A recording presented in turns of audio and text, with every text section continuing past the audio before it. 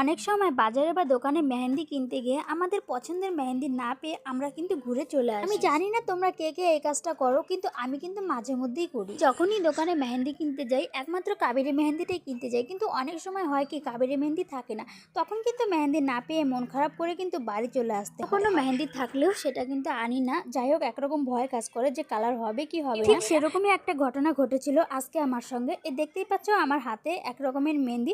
এই মেহেন্দিটা কিন্তু আজকে আমি প্রথমবার ইউজ করতেছি।